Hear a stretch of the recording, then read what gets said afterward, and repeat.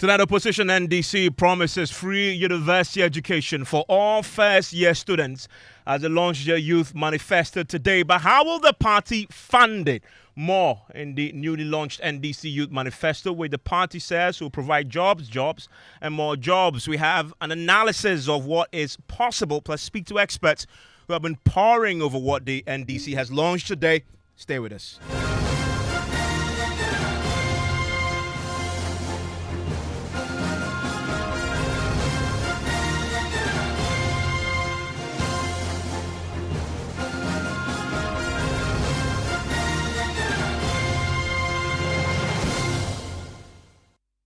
And Top Story is always brought to you by Telecel, connecting energies, holy insecticide spray and coil.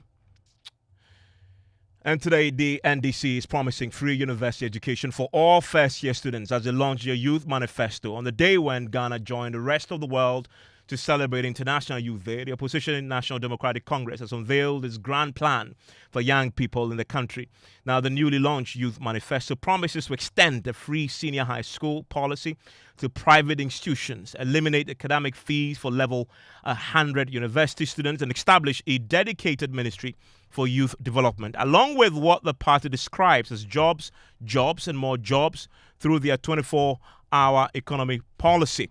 Now, we will hear from the flag bearer of the NDC pretty shortly. Now, listen to the NDC flag bearer, John Mahama, at the UPS auditorium, talking about the creation of the Ministry of Youth Development.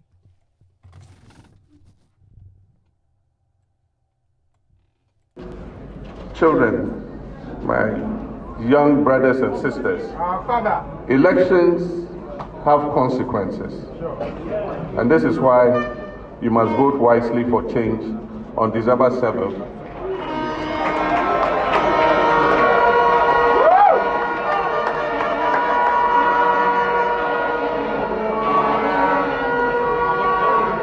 You must vote for John and Jane, and also for your NDC parliamentary candidate.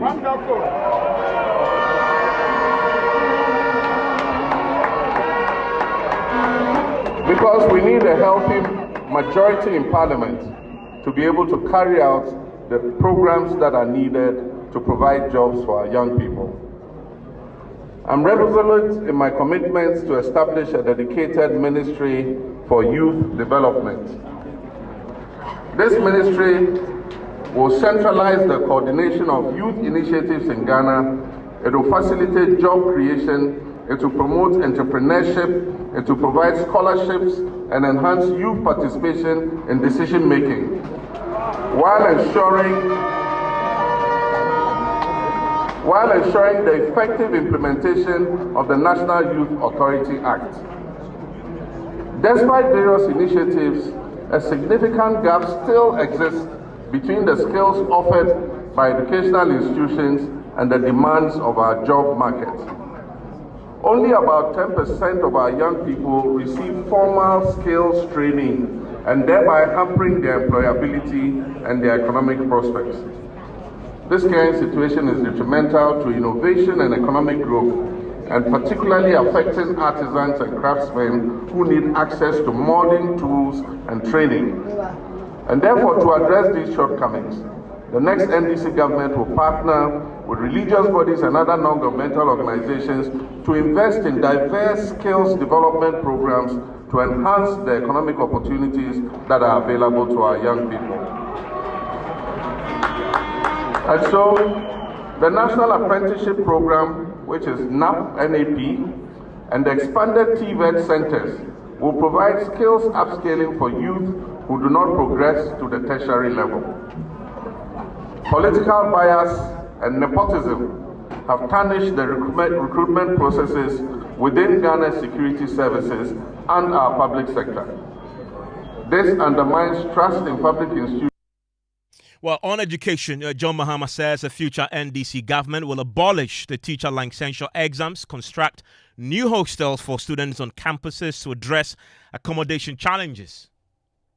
2020 and the 2022-2023 academic years, government's annual per student spending under the free SHS program was only 23%, while parents bore the remaining 77% of cost of education.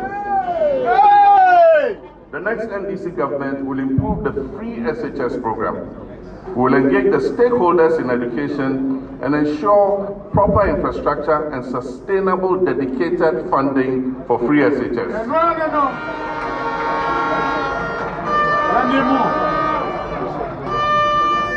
We shall also decentralize the procurement of food and other supplies to the headmasters and school bases in order to improve the quality of food and also boost the local economies in the districts where the schools are located. We shall expand access by building more infrastructure in existing secondary schools, and we shall dedicate funding to completing the E-blocks in order that more children can have the opportunity to go to school. No traffic light. We will abolish the double track system. Traffic.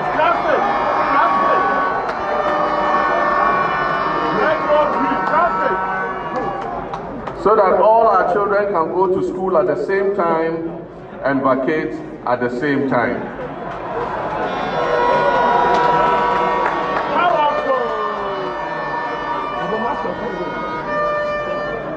Our kids will not come and stay at home for 4 months and go to school having forgotten everything they learned in the previous term. Moreover, tertiary students face financial barriers, with over 40% struggling to afford education and accommodation. And as I recently announced during a visit to the University of Ghana, my government will partner with the private sector to demarcate a portion of the vast tracts of land that the universities are holding to construct hostels for students on campus at reasonable rates. Staying with the subject of universities, when the party allowed key members of the youth wing now to articulate some key aspects of the youth manifesto, one of the key things that jumped out was a policy to make university education free at the first year level. Be lazy. Guys, he will set up the National Youth Employment Bureau under the National Youth Employment Agency, which we have a formula for the 24-hour economy. And it's a very simple one. Formula 1-3-3. Same job, 3 people, 3 shifts. When I was much smaller, I was told that I am the future leader. That future is now. In this current state, I can't see it. In this current state, our educational system is not the very best. President John Mahama promises to improve secondary education by doing 3 things. The first thing is ensuring a sustainable funding. President John Mahama promises to extend free SHS to cover the private senior high schools. I want you all to say with me, no fees stressed. For all university entrants into level 100, you are not paying academic fees. Second part of this policy, when President Mahama comes back, he would revamp the student loan trust fund. Mahama is saying when he comes back, policies like in, out, out will be a thing of the past. Why? Because he's going to work with the private sector to ensure that all the universities have very good bed facilities, and we call that the bed for all policy. For people like Harry who have good ideas, who have innovative ideas to societal challenges, John Mahama is saying that his next government is going to establish a $50 million fintech growth fund. This is the 1 million coders program. The next John Mahama-led government is going to train 1 million Ghanaian youth in digital skills and coding. Now, these are not the one-zam policies of the NPP. These are well thought through, implementable solutions to our challenges in Ghana.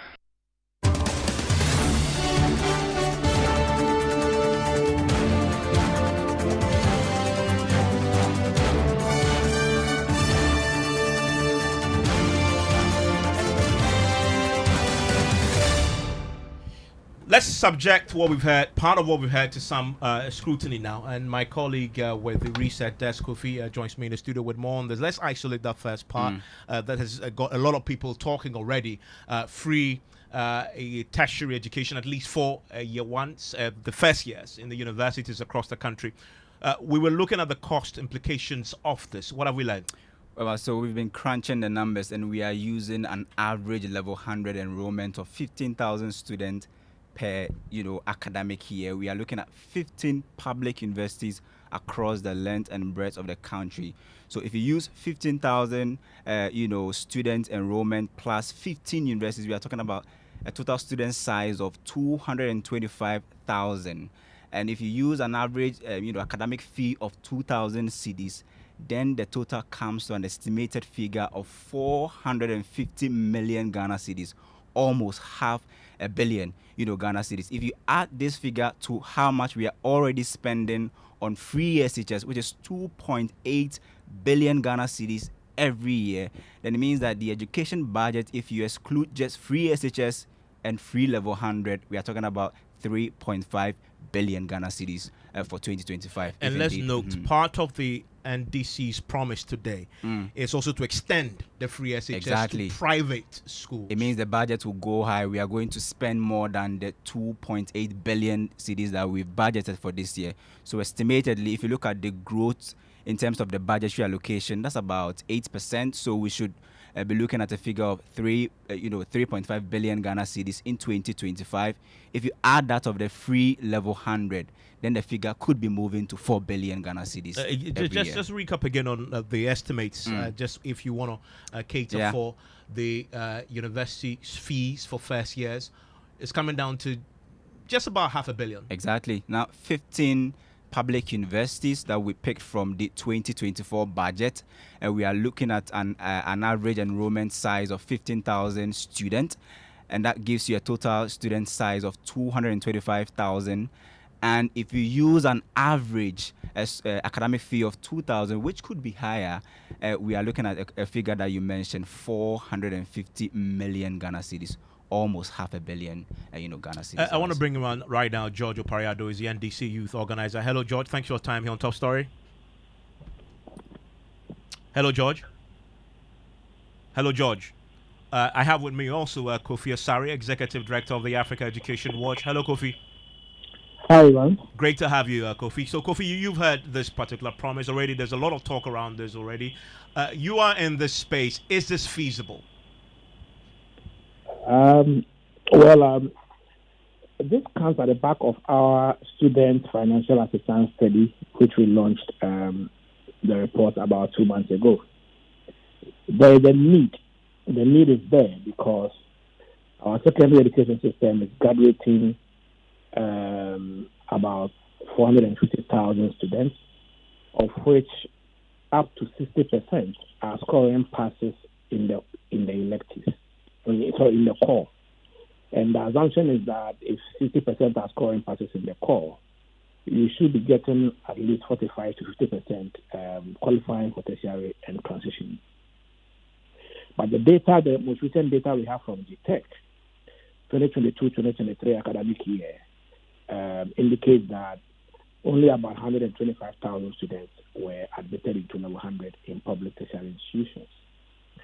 The total figure is about 145, but 20,000 went to the private sector. So in the public sector, we have only 125,000 students entering level 100 by 2022-2023 academic year. And so it means that a sizable chunk or a significant number of students are completing senior high school, passing WASI, but are not continuing tertiary anymore. So no worry. So there's a need. The need is there. The second thing is that I don't think that there's anything called free tertiary, as earlier indicated.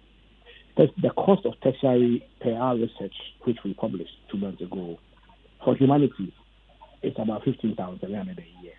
And the average student is a humanities student, so we can use that. So the cost of tertiary is 15,700. There's nothing like free tertiary, because even the GNPC scholarship only takes care of about 45% of that cost. But what the NDC is promising is free academic facilities fee for new entrants. That's about 15% of the cost of tertiary. So yes, I agree that many students or some students may not be able to afford that initial money they need to pay and get admission, for which reason they are denied access to tertiary. That is factual. But the bigger picture is that beyond the first year, after entering, and they contributing by taking care of accommodation. Your call has been put on hold. Please wait. Coursework and etc. How would they survive in the second and third years? And so a broader conversation should be had by the political parties, and in this case by the NDC, that for those who will enter in year one, as a result of the removal of the about 2,200 cedis admission fee and then the academic supervisor fee, in year 2 and year 3 and year 4, how would they survive? What mechanisms can we put in place to ensure that they don't drop out? Most importantly, yeah, I mean, and we'll come to that. We'll come to that, the other bits first. But you've made a very important point about the need. So there is indefinitely a need at the entrance level, at least the first year level. Exactly. And that is leading to a situation where a huge number of those who are qualifying to go into the university and get into university because courses become a barrier. So what intervention then is appropriate to fix this particular problem? Is it taking away the cost barrier, which is what the NDC is proposing to do by taking care of the academic user fees and others that become the entrance level barrier? In our student financial assistance responsiveness study report, which is published, we recommended that, one, we must have a targeted regime of identifying students who are genuinely unable to afford the cost of tertiary, and give them even more support than the waiver of academic facility user fee, so that they will be able to enter and then complete. We secondly recommended that the student loan scheme, which is not responsive and only constitutes about 11 to 12% of the student's financial needs, and ends up arriving at the end of the academic year, when the needy students they have already dropped out, must be reviewed. The funding source must be re-engineered, and the disbursement regime re-engineered in line with the academic year, so that the loan arrives before the beginning of the academic year. In that case, the students who rely on the student loan scheme can still be in school. The third thing we recommended is that the student loan scheme itself must be benchmarked against the real cost of tertiary education and inflation, because sometimes for 4 years the student loan scheme is not the student loan amount is not increased, and the real value actually diminishes beyond its real value. So indexing it against inflation and first of all adjusting it to meet the real cost of tertiary education today, and later indexing it against inflation will be a way to sustain the real value of the student loan scheme, so that when needy students enter and then are on the student loan scheme, once the loan is actually arriving at the right time, they are getting a livable amount of money to finance their tertiary education under the student loan scheme. Interesting thoughts there, Kofi. Please stay with me. Let's get a bit more clarity on this matter. I want to bring in Jodo Pariado. He's the NDC National Youth Organizer. Of course, he is a custodian of the NDC Youth Manifesto. Joins us right now. George, thanks for your time here on Top Story. Hello. Great to have you, George. Can you hear me? Yeah, Ivan, good evening. How are you doing? I'm doing fantastic. Let's start with that headliner. I mean, we had today that policy that will make cost for first-year students free. Break it down for me. What exactly is the policy? What we are saying is that for first-year students in public schools, we are going to take care of academic user fees for them. And looking at the costing, we are looking at about 125,000 students. And it's about 2,000 cities a year academic user fees. So what we are paying is academic user fees. It comes about 27 million Ghana, about $30 million. I believe it's feasible and government can look at it and do it. And why are you doing this? Why is this necessary for the NDC? Ivan, I believe if you've gained admission to go to any of these public tertiary institutions, one of the things that really causes problems. And I'm sure in the last few days, you've seen a few GoFundMe people asking for support for brilliant students who have gotten 8 A's, 6 A's, 7 A's, and don't have the money to fund. And one of the most difficult things that confront most students is that admission fee. Usually when you get your admission letter, the amount of money you need to pay is always you need to buy clothes, you need to buy stuff, you need to pay for hostels or residential user fees. What government seeks today is to take away that burden. And this policy is in two parts. We also have the STLF Plus, that is the Student Loan Trust Fund Plus, which is also going to support students who have already applied for the student loan. And sometimes the loan delays. And so instead of waiting all that time, you could use the loan as collateral. The school is going to register you where you can go ahead and access your education. And anytime your loan is ready, the loan will go to offset whatever debt you have with the school. And so it's in two parts. So the first part is for level 100 students, they are going to get academic user fee for free. And then for continuing students who are not able to pay their fees and have challenges, if you've already subscribed to be on the Student Loan Trust Fund, then what the Student Loan Trust Fund can do for you is that instead of going to pay the academic user fee directly, the fund can step in and pay the fees for you so that you don't have any disruptions in your education. Now, let's talk about how you're going to fund this. Now, from the calculations you've done yourself, I believe I may have lost him there. Hello, George. Yeah, I'm here. No, fantastic. From the calculations you've done yourself, this comes now shy of 300 million CDs a year, correct? Yeah, that's about $30 million, Ivan. $30 million. Now, how are you going to fund this? President Mama spoke to it. He spoke about how we are going to use it. The GET fund has been capped and it's also been mortgaged. We need to disentangle the GET fund from all these challenges. Anytime government decides to do a program, government must find a dedicated funding source for it. The NDC is committed. If we even cut the waste alone in the system. No, but let's be specific. So are you spending from the GET fund to fund this particular issue? The GET fund is one of the areas we intend to use to fund it. One of the areas, not the only. Yes. Definitely along the line, other revenue streams may come on board. But for now, when every policy starts, it starts small. It's the teaching stage, so you definitely have to go through the difficulties and challenges of it. But what we intend to do is to start with the GET fund. And believe me, $30 million can easily be gotten out of the GET fund. So will the GET fund from the start be funding all your $30 million?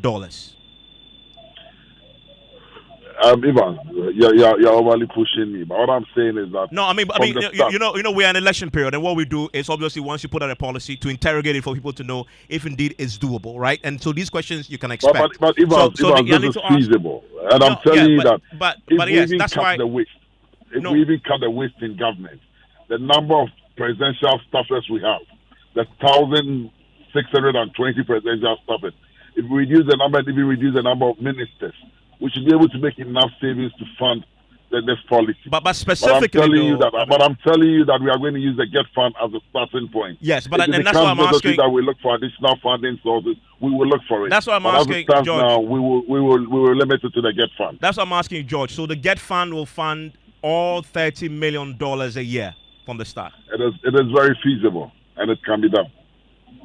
And mind you, Evans, this budget is less than 10%. It's about 10% of how much we are spending on free SHS. Does that mean that you are uncapping the GET fund to take care of this? No. But have you looked at how much comes into the GET fund? If not for the capital, the GET fund accrues more than $200 million a year.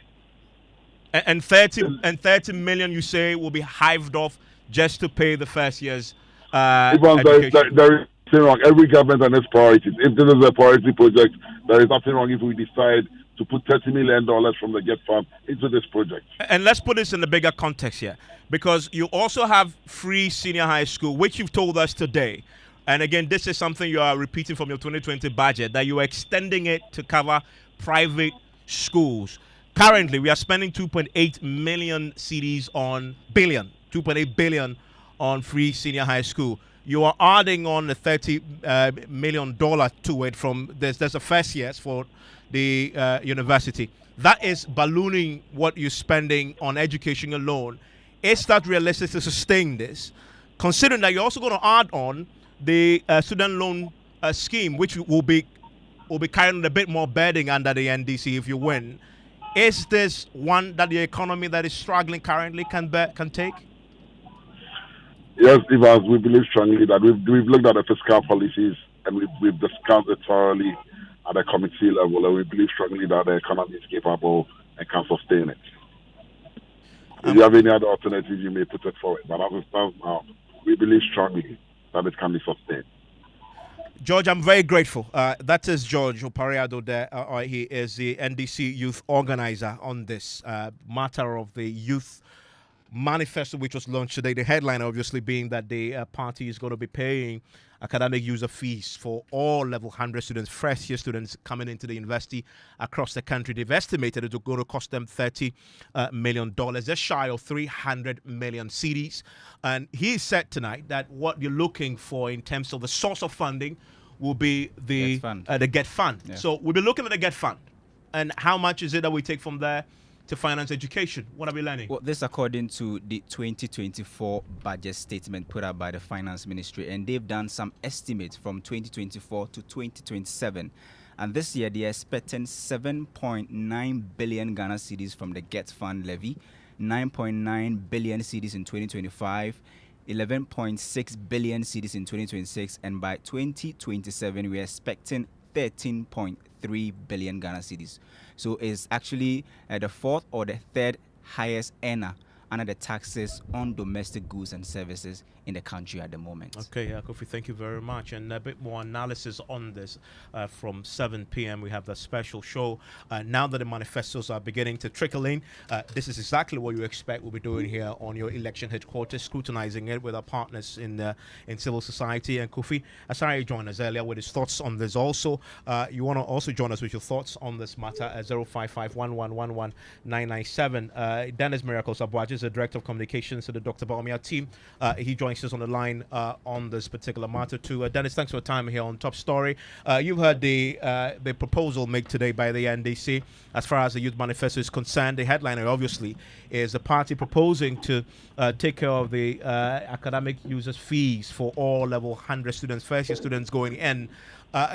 What's your alternative? Or this is something that you believe is a good idea? Evans, once again, just when we're all settling in and saying that, oh, wow, the NDC has come up with something, boom, they get us all confused again. Because immediately you come up with a policy, the first thing everybody would ask is, how are you going to do that? And it is the how that would tell the citizens whether it makes sense or it's just for political votes. So I just read from the Director of Policy of the NDC, Dr. Peter Otukon on his wall, where he's clarifying that actually what they are seeking to do is to use enhanced and responsive student loan scheme to pay for these level 100 fees. So we need to go back to Pablo and go back to the NDC and get clarity as to exactly what it is that they are telling us. But that's quite characteristic of them when they come up with such policies.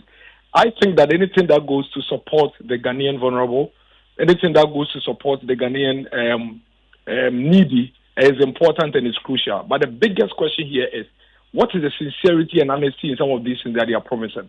That they have the announcement saying that we'll make level 100 fees free, and then you have the policy director saying, well, it is not entirely free and that we are going to use the student loan trust scheme. I mean, you can go to his Facebook wall. It's right there right now. So once again, they throw us into a state of confusion. George clarifies, just a second, Dennis. George clarifies and says the first leg in terms of how they're going to fund this will come from the what he mentions earlier about the GET Fund. And he says the second leg is to now bring in the student loan trust to take care of what was left. So that was his explanation. Evans, the student loan trust is there to provide loans. So if you say you are going to go to the student loan trust, are you giving these level 100 students loans to pay their fees? Then what is the innovation there? The student loan is already there for every level 100 student that requires support from government to tap into and pay fees. It's there. I am saying that we believe in possibilities. We do not doubt the fact that as a country, we would eventually get there. Because, I mean, we have made free secondary education possible. something that they thought it wasn't possible. What is quite interesting is so for you, this is possible. This is doable. The party, Evans, please hang on a bit. The party that says that they cannot pay for you when you are poor to go through secondary education says that when you manage to get through secondary education on your own, however you get to do it, when you get to university now they can pay for you. Does it make sense? No, but today they've said that I am poor. I am in that issue. I have completed basic education. Today I cannot continue my secondary education. You say I am not interested in paying for you, but if you hustle to get through senior education, then I'll pay for you at the university level. But today the party, Dennis, the party has been very clear on the matter of the free SHS. They are not only going to keep it, they want to enhance it. They want to extend it to private schools. So they believe in keeping it and even making it better. We are glad they finally believe in keeping it. But again, they should come clear. I am poor. I have gone through free senior education. I have gained university education. You said you pay for me. The youth organizer says you pay for me for my level 100 education. The policy director says that it is not fees we are going to pay for you for free. We are going to give you a loan. We need that clarity. Number two, when I finish my level 100 and I'm going to level 200, what happens to me? You are living my fate because the policy is quite clear. Level 100 fees payment. But university education is 4 years. I am poor. That is where he says the student loan trust comes in. You paid for my level 100. How do I complete level 200, 300, He said the student loan trust. He said the student loan trust will come in with an enhanced offer. The student loan will do what? Will come in with an enhanced but the student loan is already available for me at level 100. Or you don't know that? It is, but the analysis shows, just before you came in, we heard from Kofi Asari, who's made the point that the student loan, in terms of the loans they give out, doesn't reflect reality. So they're giving loans to people, and it can cover what their real costs are. And that's what the NDC said they're going to do a setting review of that so that it becomes realistic. What is the policy here? Hello, Evans. Well, I'm asking the questions. I hope you can give me some answers. No, I am asking you because I need clarity. Because when I ask the questions, you seem to have the answers. What is the policy here? Because the student loan scheme is already there. It wasn't introduced even by this current government. Neither was it introduced by John Mahama when he was president. So what exactly is the policy here? The reality here is that the NDC has no plans for these young people. They just want to throw things into the air and get their vote. In the first place, what is academic user fee? Are you aware there's nothing called academic user fee? I'm sure you are aware that when you go to University of Ghana, what is academic user fee? We have academic facility user fee, academic facility user fee, residential facility user fee. So really, there is nothing like academic user fee. So what exactly are they seeking to pay for the level 100 students? Like I'm saying, we are a government of possibilities. We have a party that believes that everything that you put your mind to, you can do it. But the NDC needs to come clean and clear. And this time we beg them. Unlike they did with the 24-hour economy policy, they should try to come clear, have a unified voice, convincing voice, and give clarity as to what this policy is. But for the avoidance of doubt, wants a reason to vote. And the Ghanaian, for the avoidance of doubt, Dennis, you say that this proposal they've made is one that you believe is doable. No. I am saying that if the understanding that I am getting with the proposal, if the understanding I'm getting with the proposal is what they are saying, then they are just trying to hoodwink the Ghanaian youth. Because first of all, there is nothing called academic user fee. That is for the record. So what are they seeking to pay? There's nothing like that. More substantively. Number two, the policy director of the NDC has posted to clarify on Facebook as we speak, on his official handle, that they are not seeking to make level 100 fees free and that they want to use the student loan scheme to pay for their fees. I am saying that student loan scheme is already in existence and is available to all students in all the tertiary universities. So they need to give us clarity, then we can have a conversation. And more substantively, Dennis, very quickly, very quickly, when we spoke to the Africa Education Board, they established that there's a need to have a policy that takes care and removes that cost barrier for a lot of the students graduating from the senior high schools and able to go into the universities. So this is the NDC's proposal. What is your alternative? The MPP is quite clear. We have a student loan scheme that is available for all students seeking support to pursue tertiary education. The number one barrier for a lot of these students from having access to the loan scheme was the guarantor system. The government has removed the guarantor system to ensure that all you require to have access to this loan scheme is your Ghana card, and you can have access to have proper education at the tertiary level. We are the government that made it free for these students that require formal education to go through senior high school, and we are the government that is committed to ensure that they get further education to the tertiary institutions, and we are committed to that. But like I said, the substantive matter is that a political party has announced a policy that is wobbling, that they are confused and at the moment contradicting themselves. Let's take our time. Let's not go to town. Let's not cover up for them. Let's call them. Let them take their time and explain to us what this policy is about. Dennis, thank you very much. And that day is Dennis Miracles Obwaji. He is the communications director for the Dr. Bawumia campaign team. I still have with me Kofi Asare very quickly. Kofi, you heard both sides now on the subject of removing the cost barrier for students graduating from the senior high schools and heading to the universities. Where do you stand on what is feasible and what the economy can take? Well, I referenced a research we did in December last year, published this year. And I still stick to our recommendation that there is a huge need. The student loan scheme is not responsive to the needs of needy tertiary students at all. And that there is a need for interventions to support the poor who pass WASI to be able to access tertiary. It is important that any such interventions remove significant cost barriers to tertiary education and then targets. When we target, we are able to reach more and only those who need the need. The student loan scheme has a targeting mechanism, okay?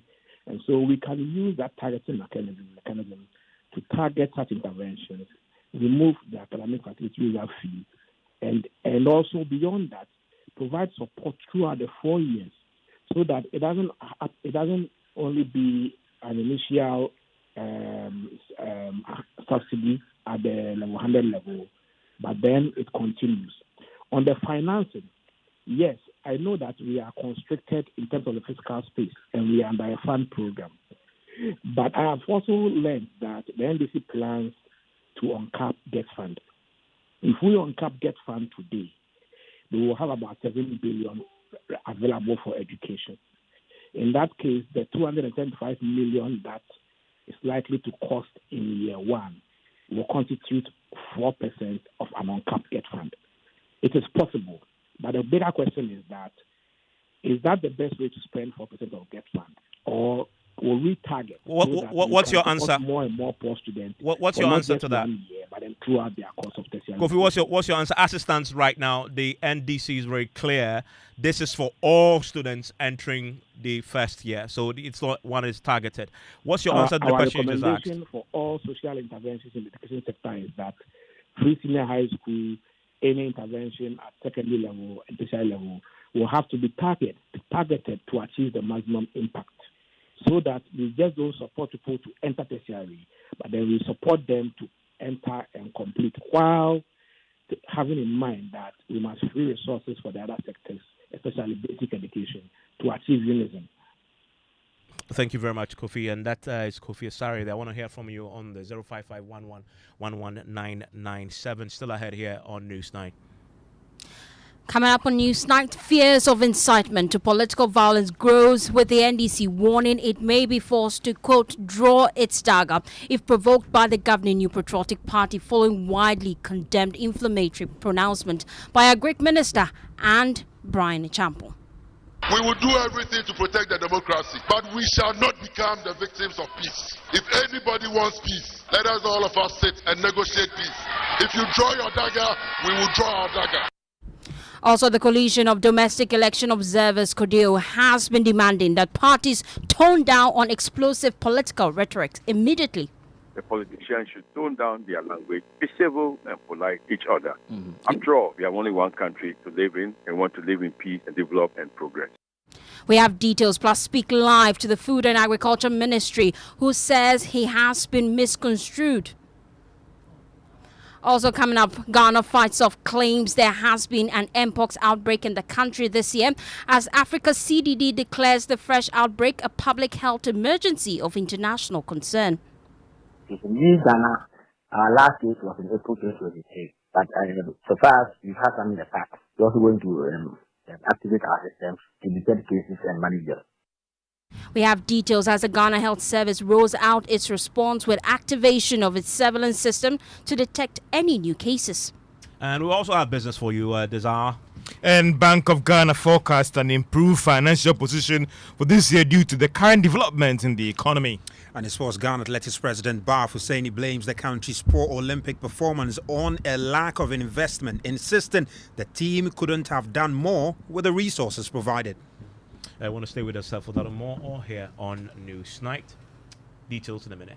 Hello, my name is Mami Akua, an entrepreneur and a mother of two. My work keeps me busy most of the time and sometimes it takes me away from my family. But the safety and health of my family is very important to me. As a working mother, I cannot afford to take any chances when it comes to matters of health. That is why I signed up for a family healthcare plan from Equity Health Insurance. My family and I have access to over 700 hospitals, clinics, opticians, dentists, pharmacies, and diagnostic centers across the length and breadth of Ghana. With Equity Health Insurance, I no longer have to worry about medical bills. Anytime a member of my family visits a hospital, Equity Health Insurance has got my family and I covered. What about you? Who has got you covered?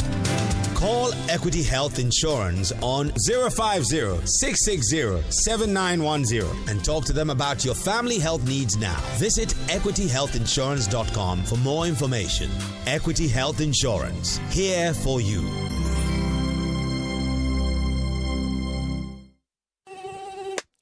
Couldn't sleep at night. Mosquitoes will be whining my ears, bugging me all night long. Till I got a remedy. Now I'll be spraying them away with holy insecticide spray. Me I go spray them away with holy insecticide spray. When I sleep, me dana mada with holy insecticide spray. Holy mosquito coil, holy multi-purpose insecticide spray. Ghana Kron Kron. For bulk purchase, call 0302 681582. This advert is FDA approved. Ghana way, tell you so the more money promo number. Everybody likes money, but what do we like more than money? More money! Join the Telecel More Money promo and win money, more money, and even more money. Simply opt in for free and reload your mobile and broadband and be the lucky winner of the 1 million Ghana cedis grand prize. Also win cash prizes of up to 3 million Ghana cedis in the daily and weekly draws. Opt in for free by dialing *500# or send WIN to 500, or you can opt in on the Telecel Play app. The more you reload, the higher chances of winning in the Telecel More Money promo. Keep loading, win, and be a millionaire. Telecel. Connecting energies. Terms and conditions apply. This promo is regulated by the NLA on the Caritas Lottery platform. Thanks for staying with us. Well, tonight, fears of incitement to political violence grows as the opposition NDC sends a strong warning it may be forced to, quote, draw its dagger if provoked by the governing New Patriotic Party following widely condemned inflammatory pronouncement by the Agric Minister that the NPP will win power at all cost. Well, this follows massive condemnation of comments made by the Food and Agriculture Minister Brian Achampong that the NPP will win the 2024 election at all cost. The former General Secretary of the NPP, Nana Ohinunto, has described the comments as outright condemnable, while the CPP and CDD have said these comments could stroke violence. However, this is not the first time Brian Achampong has made such pronouncements and comments.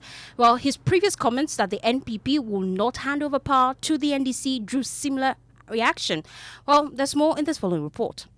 The tough-speaking Brian Achampong is in his third term as a parliamentarian and has a background in security, having served as a Minister of State in the Interior and National Security Ministries. He was accused by the NDC of masterminding the Ayawaso West by-election violence, a claim he has firmly refuted. Brian Achampong stoked controversy in March this year when he said the NPP will not hand over power to the NDC.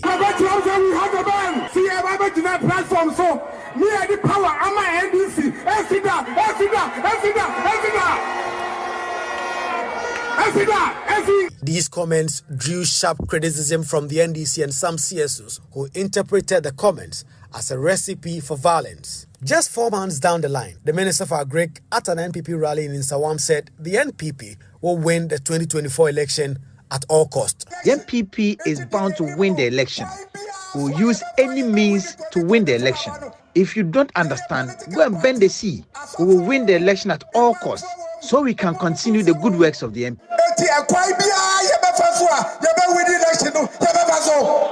The NDC fired back almost immediately. If he's a man, he should not hand over power and see. We will show him that when iron and iron meet, you will see fire. CDD fellow Dr. John Osai-Kwapon says Brian Achampon must apologize for the comments. You ought to find a way to manage your political temperaments. Should Brian Achampon be apologizing for some of these statements? Yes. Meanwhile, former CBP General Secretary Nanaya Jantoa has also been incensed about the comments. The man, when he gets on stage, he gets intoxicated with emotion and excitement. When it happens like that, he just talks anyhow, without even thinking about the implications. One thing is clear, the tempo will continue to rise significantly with just 4 months to the December election, and what many have termed incendiary language will become the stock of several politicians. Kweku Asante for Joy News. And there's more condemnation tonight. Listen to the former MPP General Secretary Nano Hininto, who is now with the Alan Chamanten's Movement for Change and has been slamming the MPP MP for those comments. The tendency is that people who feed from his hands will just follow it. It's only the people, everybody, the grassroots. Yeah, you know, okay. It's something that should not be encouraged. Okay. It should be condemned, in fact. And characters like that should not be honored with public service and positions. Brian Achampon makes this kind of very, very inflammatory statement. I don't think an apology is enough because, you see, these things reflect a certain kind of mindset. These are people who are leading a whole political party. And incidentally, they happen to be incumbent in government with all of the state resources available to them. We saw what happened in one of the by-elections where some of the actors, including the same Brian Achampon, was reported to have acted in ways that compromised the safety or supposed to have compromised the safety of people. Okay. And now he's emboldened to say more of such things.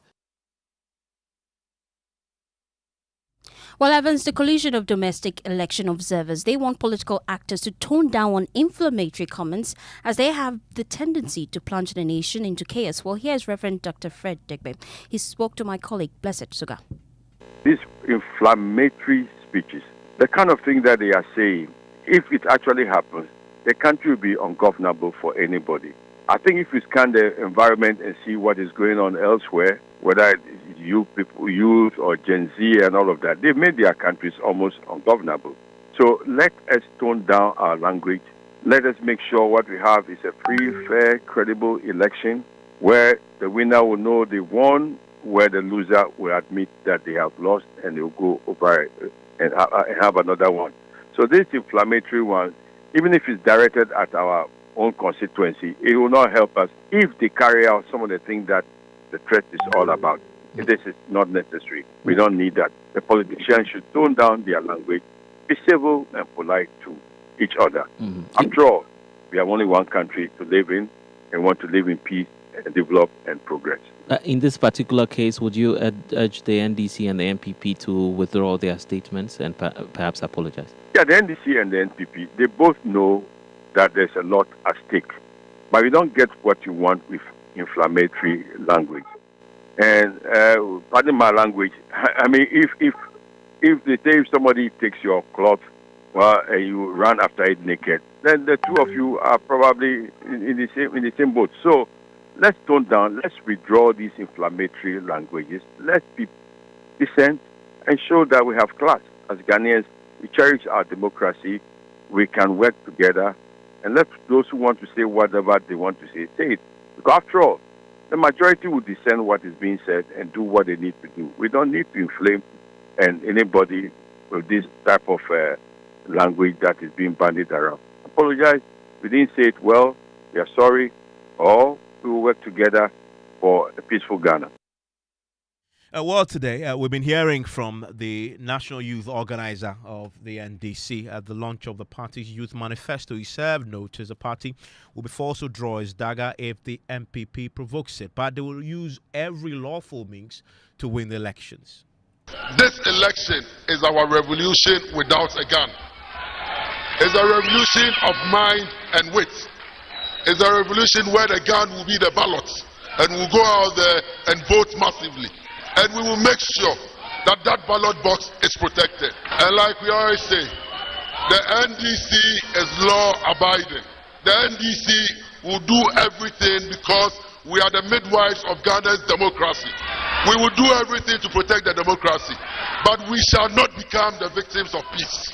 If anybody wants peace, let us all of us sit and negotiate peace. If you draw your dagger, we will draw our dagger. We will do everything as legal and law-abiding citizens. We shall not foment trouble anywhere. But the elections of 2020, Techiman South will not repeat itself again. We shall take power, and I repeat, we shall take power, come what may, through every legal means on the 7th of December. It's live here on Newsnight. It's on Joy 99.7 FM. Now, the Ghana has rejected claims it is one of 13 African Union member countries dealing with a fresh outbreak of Mpox disease in the region. The disease is a rare but very viral infection which can be fatal. The Africa CDC has declared the outbreak a public health emergency of international concern after record surge in cases this year, especially in Congo DRC. Well, Evans, on its website, it lists Ghana as one of the 13 countries with confirmed Mpox cases. But this is being disputed by Ghana. Director of Public Health at the Ghana Health Service, Dr. Franklin Asiedu, told head of our health desk, Fred Smith, that the last time Ghana confirmed the case was as far back as April 2023. Africa Union, the United Member States, to discuss the emerging multiple situation in the continent.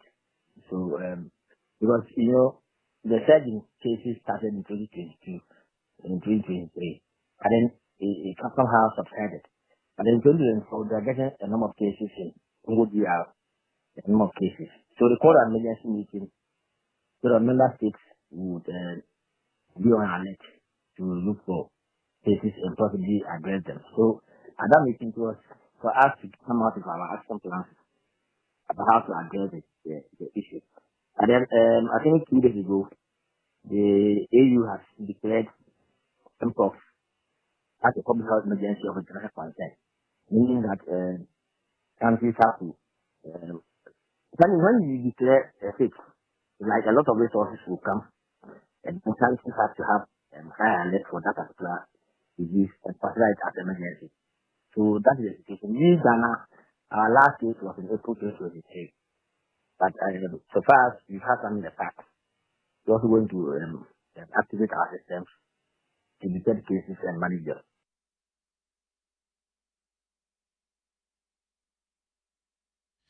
And we'll be getting a bit more into this, understanding what is happening with this particular outbreak pretty shortly. Our head of the health desk will join us on this. So I want to hear from you, though, 05511119997. It's a WhatsApp line. I want you to get in touch with us on. In the meantime, though, we can bring you details from our latest series we're running, Flats of Trauma, a year on. Well, imagine living in a house you can only access with the help of a ladder. That's the situation of 25-year-old Nanaya Wisdom Ishon, whose video went viral when he climbed a ladder to his home. Well, 1 year after we brought you the story, the situation has not changed. He still lives in that house that's dangerously hanging, but his situation only mirrors what some residents of New Botiano endure as a result of perennial floods. Hanging homes caused by torrential rains and bad roads are just some of the troubles they continue to face. My colleague Maxwell Agbagba revisited the community a year later for our Floods of Trauma series.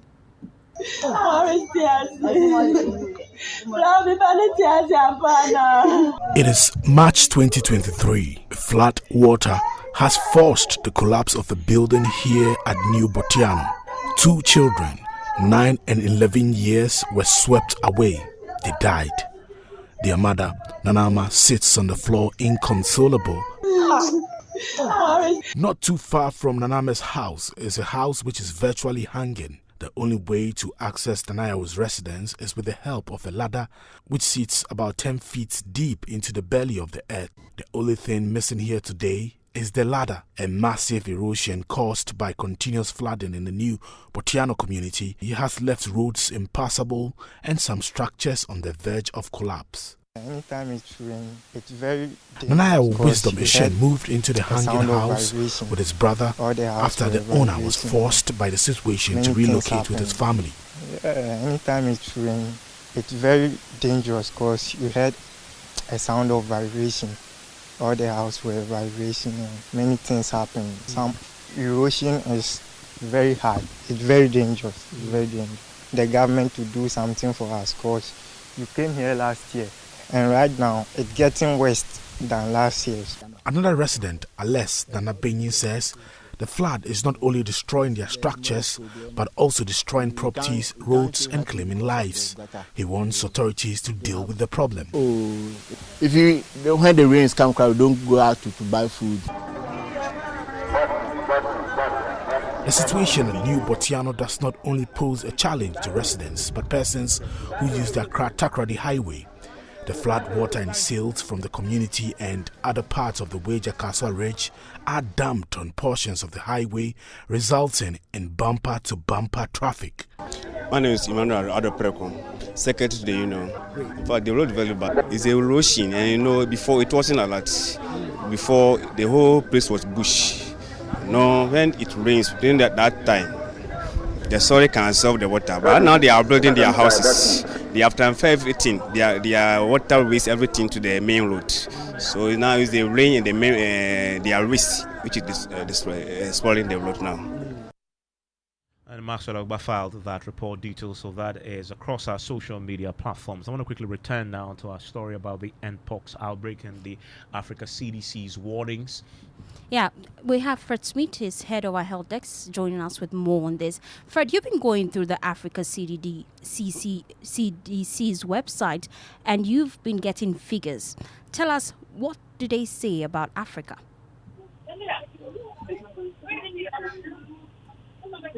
Fred, can you hear me? Yeah, hello, Faustina, I can hear you. I want you to paint a picture for me. What does the report by Africa CDC say about Africa? The Africa member states with cases for 2024, and it says since the beginning of the year and as at the end of July 2024, as many as 14,250 cases have been picked up in 10 member states. Now, 2,745 of which have been confirmed so far. Out of this number, 456 persons of those who got infected have died. And it then goes on to list the countries and the incidents which have culminated in the figures I've given you above. Now, the countries are Burundi, 8 cases, no deaths. Cameroon, 35 cases, 2 persons dead. Central African Republic, 213 cases, 0 deaths. Congo, 146, 1 death. DRC, which is the hotspot, 13,791 cases, 450 people dead. Then they come to Ghana. They indicate that 4 persons have been confirmed to have the disease, but no death has been recorded yet. And this represents a 160% increase in the number of cases since the outbreak in 2023, and 19% increase over the same period in the number of persons who have died. And this is what is explaining why the WHO is very worried about the situation. DRC, the hotspot, accounts for 96.3% of all cases and 97% of all deaths reported this year. I'm quite interested in Ghana. You've been engaged in the Ghana Health Service. How are they reconciling this conflicting data? Because they say they haven't recorded any case this year, yet the data says they've recorded 4 cases. Well, I do understand that the Africa CDC says it picked up its information from its surveillance on the ground. Here's what I think, firstly. In June, we had a Medical Laboratory Professional Workers Union who also controlled the National Public Health Reference Laboratory.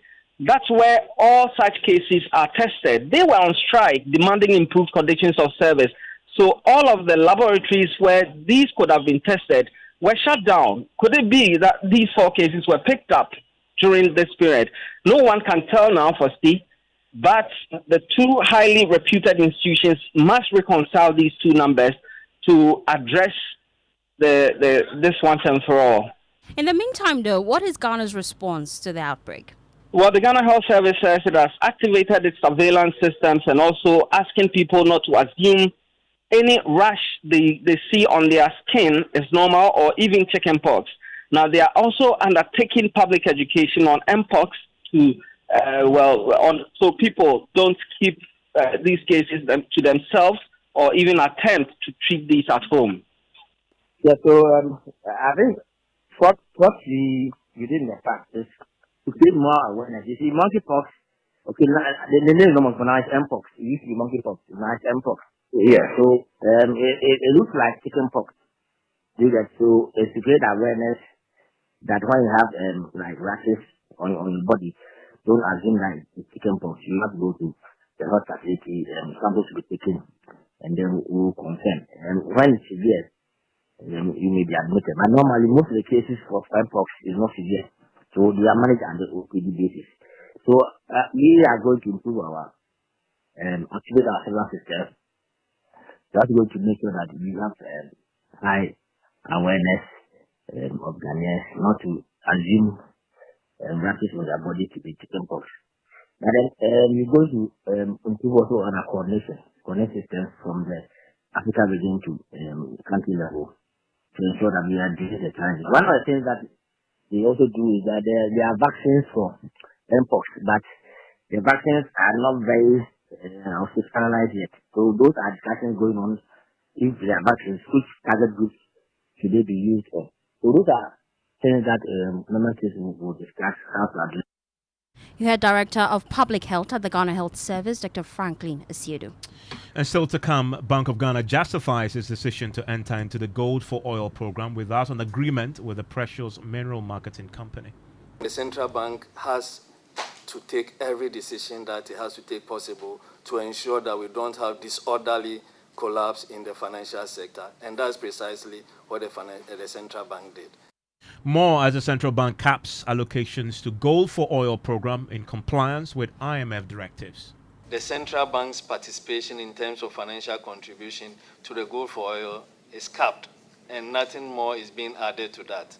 So it is the receivables that are coming from within that cap amount that's being used to continue to finance the Gold for Oil program. George Rafe is here with business. Hello, George. I still have something from the Bank of Ghana, and they are saying that they are expecting their financial position for this year to improve significantly due to the current developments in the economy after it reduces loss from 60 billion Ghana cedis in 2022 to 10.5 billion Ghana cedis in 2023. And cedis depreciation against dollar continues to slow significantly as Bank of Ghana's market support picks up strongly. The business news on Newsnight is brought to you by MTN Business. Welcome to the new world of business. Kingdom Books and Stationery, Synthesis Tanks, and Pepsodent Herbal and Charcoal. Son, we are so proud of you for setting up this hospital. I really love those hospital beds and waiting chairs. By the way, did you import them? No, Dad, I didn't. I actually got them from Kingdom Books and Stationery right here in Ghana. Wow. We also bought our office supplies, safes, executive desks and chairs from Kingdom, and they gave us expert advice on how to set up our office. Guys, that makes 3 of us. I also got our sofa and bedroom sets, plus our dining hall furniture for our new home from Kingdom. Wow, Mom, that makes 4 of us. I usually get my stationery items from Kingdom, and my teacher also mentioned that our classroom furniture was provided by Kingdom. So there you have it. Whenever you're thinking about setting up an office or acquiring furniture for your home, etc., Kingdom Books and Stationery should be your first point of call. With over 40 years experience in the industry, we stock and supply a wide variety of globally sourced office and home furniture, stationery and equipment. Visit our head office, Osu Akwaje, or our office near the Osu Stadium. We're also in Tema Community 1, opposite Olam SHS, Kumasi KNUST campus, UCC Cape Coast, and now at the Marina Mall, Airport City. Or call us 0302 764101, 764209, or 762792. Visit our website www.kingdomgh.com.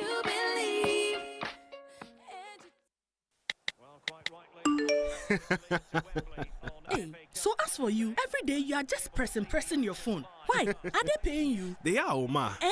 The more I use my MTN, the more points I get. And I can use those points to get airtime, data, and even discounts at shops and restaurants. Hey, so that is why all of you are always pressing your phones. And you won't tell us, so that we too we can enjoy some. Oh, ma. There's always more to enjoy with MTN Rewards. Just keep talking, testing, and browsing all day, every day to collect your points and use it to redeem amazing offers and discounted freebies right away. There's so much available for you. So dial *550# and get your reward today. Let's go. Everywhere you go. Kweku, have you heard what they are doing on MTN?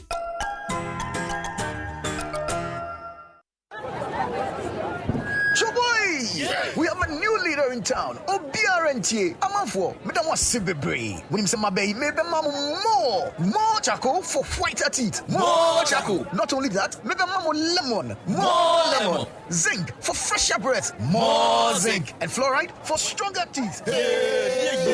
Introducing the new President Charcoal packed with more power with a combination of charcoal and lemon for naturally whiter teeth. Grab yours now. This advert is FDA approved. The luckiest. Luck is everywhere. For everyone, yeah. The luckiest. Luck is everywhere. For everyone, yeah. Doctors, nurses, barbers, drivers, bouncers, friends, teachers, bankers. You could be the luckiest. You could be the luckiest. East, west, north, south, you could be the luckiest. You could be the luckiest. Accra to Haga. Let's go. The luckiest. Luck is everywhere. For everyone, yeah. The luckiest. Luck is everywhere. For everyone, yeah. Doctors, nurses, barbers, drivers, bouncers, friends, teachers, bankers. The luckiest. You could be the luckiest. You welcome back to Business on Newsnight. Now, Bank of Ghana has indicated that it is looking forward to an improved financial position by the end of this year. It is coming after it first posted a loss of about 60 billion Ghana cedis in 2022. The amount was reduced significantly to hit 10.5 billion Ghana cedis in 2023. But responding to a question from the Chair of Parliament Public Accounts Committee, James Aveji, the first Deputy Governor of the Bank of Ghana, Dr. Maxwell Pokuafare, first sought to establish the loss posted in 2022 was not due to an internal inefficiency. Therefore, maintained that with all these conditions no longer present, they are looking forward to some interesting numbers by the end of this year.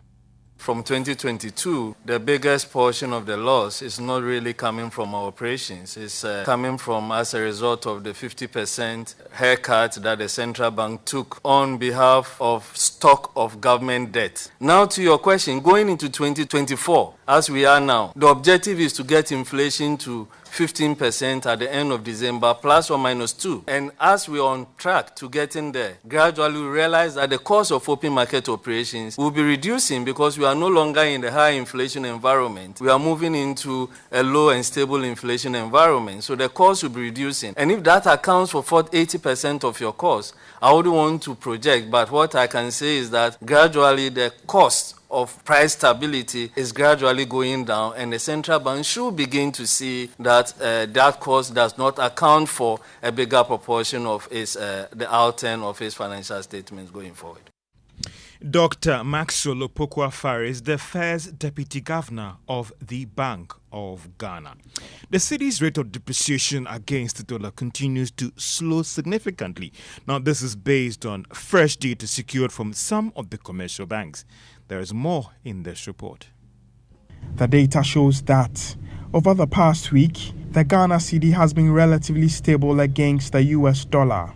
Some of the commercial banks have linked this to improved supply of dollars on the market by the Bank of Ghana. Others also think that the current performance of the dollar on the international market has contributed to the cedi's recovery on the local market. The Bank of Ghana has reportedly advanced $10 million to the market last week to meet corporate sector demand. The Central Bank of Ghana is also working to auction about $20 million to bulk importers of petroleum products. Some market analysts believe that all these developments may go a long way to help sustain the cedi's stability. A sustained strong performance of the cedi could play a crucial role in the economy's recovery. And that is a Business Desk report.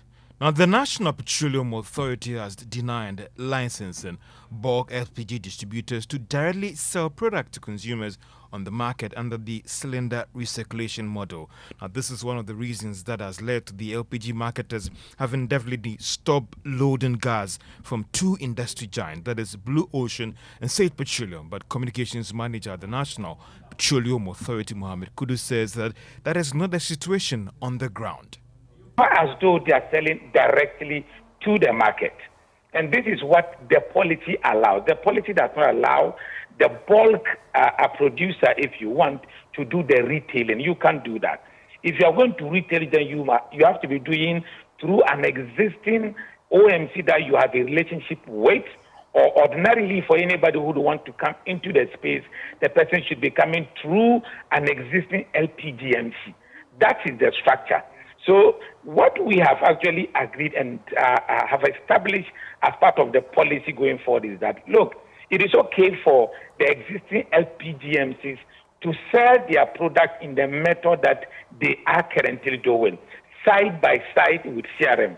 But if they indeed want to go side by side with CRM and also participate in the CRM, as it were, picking the cylinders from the bottling plants and selling them to the consumers, you cannot have those bottles from the bottling plant branded in their colors as it were kept at the very existing filling station that they are operating. We are saying Communications Manager at the National Petroleum Authority, Mohammed Abdul Kudus. Let's still stay on the sector because the LPG Market Association have given the firm assurance that their decision to boycott these two industry giants, that is Blue Ocean and State Petroleum, will not result in product shortage on the market. Gabriel Kumi is Vice President of the LPG Marketers Association. We have over 7 BDCs that have depots in Tema that are supplying LPG to us for onward supply onto the market. Central refinery is also producing a lot of LPG. So we want to assure our consumers and the general public that this action is definitely not going to have any negative effect on supply of LPG onto the market. Gabriel Kumi is Vice President of the LPG Marketers Association. Now, former Chief Executive of the Association of Oil Marketing Companies, Kweku Ajimandia, is dead. Joy Business understands that he died over the weekend. Now, former colleagues of that is Ajimandia has confirmed his death to Joy Business. Mr. Ajimandia, in March this year, handed over the current position to the current Chief Executive of the Association of Oil Marketing Companies, that is Dr. Riverson. Upon Mr. Dia has several experience in the industry over the years. On the General Transport and Petroleum and Chemical Workers Union of the Trade Union Congress have expressed concerns about government decision to press ahead with the unitization of ANI Sankofa Field and Springfield Afena Field as well. This is coming after the International Court ruling last month seeking to stop government from going ahead to merge these two fields. Now speaking to Joy Business, Deputy General Secretary of the General Transport, Petroleum and Chemical Workers Union, Francis Sella, insisted that the institution they are worried about this move by government. There must be due diligence in terms of data, the resources on each of the field, so that when that process is done, we all know the outcome will be revenue sharing. And so you can't just order unitization when you don't have adequate data from the other field. It is not possible. And if this is going to have an effect, the current development is going to have an effect on the workers who are Ghanaians, who are tax-paying Ghanaians, who pay huge taxes to government of Ghana every month. We cannot sit down and allow this process to thwart and destroy their jobs. Deputy General Secretary of the General Transport and Petroleum and Chemical Workers Union, Francis Seller, to the stock market. If you're a shareholder in Guinness Cannabis Limited, what the value of each share that you're holding was up by 46 pesos to close at 5 Ghana cedis, 16 pesos. And that's all for business on Newsnight. George, thank you very much. A few of your messages on our WhatsApp console now. Maxwell says we are going to spend the country's entire revenue on free education, free senior high school by MPP, and now NDC must also provide something for free. Are we? Question mark. Reason why I say multi-party democracy is not good for Africa. Nana on the Spinkters Road says were we all not in this country when the current president told BBC that he will find money for the free SHS education, so we should hope the NDC does same.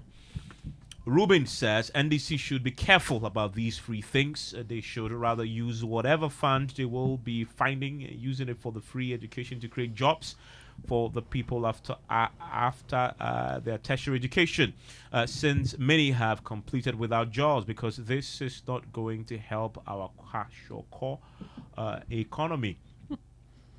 And Shem says all desperate political promises made by the MPP, Alan, and NDC depicts mediocre, myopic, and misguided policies, the same old textbook stories during every election year. Vote outside MPP, Alan, NDC, or remain part of the Ghanaian problem of wayward voting without any positive radical changes. God's own Ghana deserves better, he says. And this one from Kingsford says, Mahama is gradually losing credibility. Mr. Mahama has been on record that if he has 2 billion, he wouldn't spend it on free SHS, and he even went ahead and said he would cancel trainees' allowances because they have been upgraded to university level and therefore they do need allowance. And Jesse says we were in this country when the free SHS policy was announced from 2008. The implementation, as we see now, wasn't what was communicated prior. There have been challenges even till now, so Miracles Obwaji shouldn't come and talk to us as if there hasn't been any challenges with it. At least he should admit that they have challenges. Please tell him Miracle is about to happen to the Ghanaian youth who aspire to attain tertiary education. A few of your thoughts there on our WhatsApp console. Let's go to Parliament now, where the Public Accounts Committee has been sitting. Yes, Evans, they justify their decision to enter into the Gold for Oil program, and that's the Bank of Ghana. Well, we know that the BOG in 2022 entered into an agreement with Precious Minerals Marketing Company to use part of BOG's resources from the domestic gold purchase program to provide foreign currency for the importation of petroleum products. Now, we know that the move, according to the BOG, is to ensure availability of fuel, reduce prices at the pumps, and ease pressure on the city. But Evans, 2 years on, the Auditor General flagged that contract in its 2023 report, citing no available formal agreement between the Bank of Ghana and Precious Minerals Marketing Company. First, let's listen to the first Deputy Governor of the Bank of Ghana, Dr. Maxwell Opoku-Afari, explain why the BOG failed to establish agreement from the commencement of the project. In the time of the crisis, because that's why I'm explaining, because there's a distinction between the gold for reserves and gold for oil. Then the time when we needed to manage the oil import, we had a gold for oil that came in. That came in at a crucial time when the crude oil prices were going up, when the BDCs were having a forward rate that was impacting on the export prices. So we used the gold purchasing program to be able to purchase more gold for oil, and had an MOU with PMMC to be able to do that. Now, as that happened in the time of the crisis, then we started the process of having formal agreements, which we started discussing with PMMC and all the others involved. That is what the auditors picked up, to say that the MOU was not sufficient and it has to be moved to a formal gold purchase program, because this is a deviation from the gold purchase program for reserves. So once we have a gold for oil as a separate operation, we should have a formal agreement for which we put in place the process, and that agreement has been signed. But Mr. Chairman, I want to also emphasize that the central bank has been mandated to ensure price stability and financial stability. and the central bank has to take every decision that it has to take possible to ensure that we don't have disorderly collapse in the financial sector. And that's precisely what the central bank did. Well, James Aveji was at the Public Accounts Committee sitting. He joins me in the studio with more. James, did the committee accept this explanation? No, the committee did not. The chairman, James Kluchi Aveji, especially believes that this actually flouts the Public Financial Management Act. The BOG reveals that it is capping allocations to the program. We'll come to you for a response on that, but let's listen to this. What the auditors picked up was that they thought that the goal for oil also involved other entities, which is different from. So instead of the MOU, which they thought legally was not binding, it was not on that part of the race. They wanted us to upgrade it to a full gold purchase agreement, which PMMC was doing already under the gold for reserves. They were buying it within the same framework. So they were buying it, and the part they were buying within the same framework would then be used for the gold for oil in times of crisis. So the risk framework that they were operating in were the same, either under the gold for oil, for reserves, or gold for oil. That hasn't changed. So it has been consistent to the PFM Act. We have upgraded the MOU to a full agreement to be able to ensure that that specific special project for gold for oil has a separate agreement with PMMC. But in terms of its operations, they were operating under the same framework. So the auditors were right by asking you to make it a full agreement. Oh yes, which we also accepted. We agreed, and we have done that. So my question was that at the time you were doing the goal for oil, didn't you know that you should have a full agreement with the PPMC or IPMC? What is the name? PMMC. Yeah. PMMC. What I'm saying, that I think the act you read is talking about mitigating risk. Yeah, of course. Of course, definitely there will be risk associated with the goal for oil program. Well, James, we know that the BOG is revealing that it is capping allocations to the program. Tell us why. Yes, firstly, so according to the BOG, the International Monetary Fund, IMF contract that we have signed has compelled them to cut that so that the BOG, the central bank, is not too much exposed to the risks associated with this program. Thank you, James Aveji. Evans? Let's stay with the Public Accounts Committee a while longer, because the National Lottery Authority, they were also before the committee, and they're blaming its inability to clamp down on illegal lottery operations across the country on interference from powerful political figures. The NLA has seen consistent decline in revenue generation from over 400 million cedis in 2017 to 200 million cedis in 2021. Responding to findings of the Auditor General before the Public Accounts Committee today, Director General of the NLA, Samiwuku, reveals that the authority loses, guess what, 1 billion cedis to lottery operations to the black market. We've taken, and currently we are engaged in a tussle with the GLOA, Ghana Lotto Operators Association. The measures we've taken is, first of all, to stamp our authority, our given mandate by Parliament and the law that if you are not licensed to operate lottery, we won't allow you to operate. And so we've been embarking on swoops, but the board took a firm decision last week that the NLA must now go out there to ensure that regardless of whoever you are, if you are not licensed to operate a lottery, we won't allow you to operate. We have an estimated 780 illegal operating lotto companies in Ghana. Illegal. And Ghana's lottery field is estimated by the World Lottery Association to raise 1.8 billion cedis a year. Out of this, about $1 billion is in the hands of the illegals. They don't pay taxes. We don't owe them. You go after them and it becomes a political matter. But now we have decided that in helping us get to that revenue mobilization point, if you are not licensed to operate lottery, we won't allow you to operate. I want to quickly bring in the head of corporate affairs at the NLA, Mame Kessoa Dolphine, joins us right now. And the issue has become a political matter. It's one that, from what we understand before the committee today, is making it hard for you to do your jobs. How are you circumventing that, especially when we know that the NLA itself is headed by a political appointee?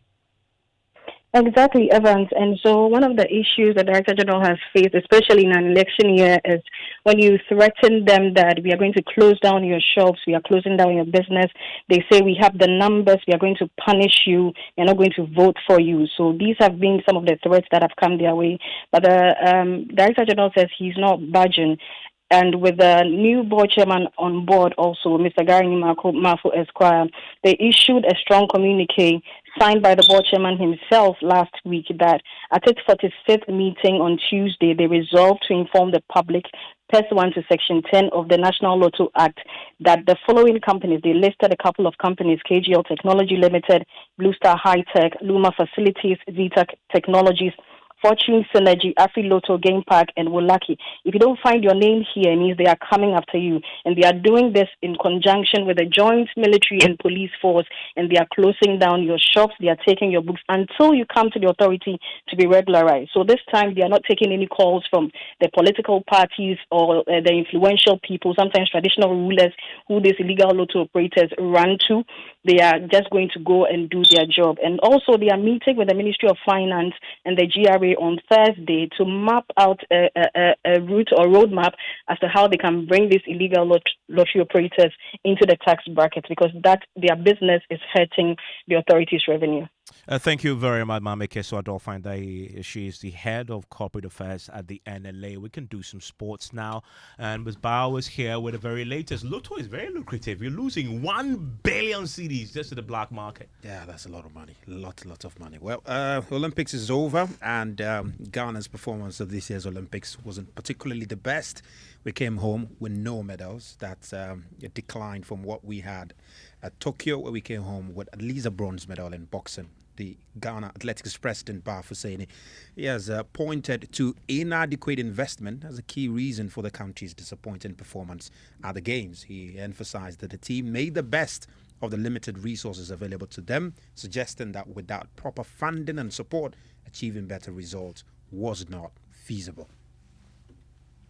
The athletes have got so much potential to win this medal. And they're also fighting. They have the zeal and they have the encouragement and they have the potential to give us medal. And on their own, they can only do what they have done on their own. But an athlete fighting for his own will not be enough for him to get to where we want them to be. We actually have to do more than what we have done for them. Faustina speaking to my colleague Nathan Alato there. Evans, Kenya, Algeria, South Africa, Ethiopia, Egypt, Tunisia, Botswana, Uganda, Morocco, Cabo Verde, Zambia, and Cote d'Ivoire. These were the African countries that got a medal at the Olympics, with Kenya racking up some 11 of them. Botswana today was declared half day because of the team's performance. They won 200 meters gold, they won silver in 4x400, and the gentleman that won the 200 meters gold and the 4x400 quartet, they're going to be getting houses, 3-bedroom houses. Good one. And journalist based in Botswana, Solomon Kakua, shared a bit of that with us. Litile is entitled to a house from the government of Botswana. That is a 4-bedroom house that he is getting as soon as he gets to the airport. His house should be ready and should be handed over the keys. That's number one. Number two, there is money from a franchise. It's a retail in Botswana. They've put at 1 million that is available for Litile. Yeah, so lots of houses, lots of money for Botswana athletes. We'll see how Ghana will fare in subsequent event. That's it for sports, Stephen. Thank you very, very much. Now let's do some other stories. Fisherfolk at Jamestown in Accra are calling on government to construct another concrete dock bumper at the fishing harbour to protect their canoes from the storm. The fisherfolk are deeply concerned about the increase in threat posed by storms, which have the potential to damage their canoes, the lifeblood of their trade. In an interview with Joy News following the inspection of the newly constructed Jamestown Fishing Harbour by the Transport Minister, the spokesperson of the Jamestown Fisherfolk argued that the current dock bumper is insufficient to protect their growing number of canoes from the powerful waves and strong winds that frequently batter their coastline. The challenge that we face over here, that whenever there is a storm, the speediness of the storm turn the canoe. Once you have anchored your canoe, maybe you are asleep in the afternoon, in the night, you have gone to fishing, whereby you are tired, you have anchored your canoe in the harbour. Once you are in the harbour, means that your canoe is in safety. But due to the fastness of the storm turned our canoes to eat the wharf, and then some of part of the harbour and some of the canoes got spoiled. So we are pleading to the authorities and then the engineers for them to go to Osekan, where there's a rock there. They should lay another breakwater over there so that whenever there's a storm, our canoes will be safety in the harbour. We plead to them once again to make sure that breakwater should be also built over there. Okay. That is the major challenge that we. And also. So hold on, we'll come back to you. Well, the Transport Minister, Kweku Ofori-Asiamah, has expressed satisfaction with the work done on the Jamestown Fishing Harbour after embarking on his final inspection of the $50 million project. Well, that's it for Newsnight. My name is Faustina. I've done this with Evans Mensah.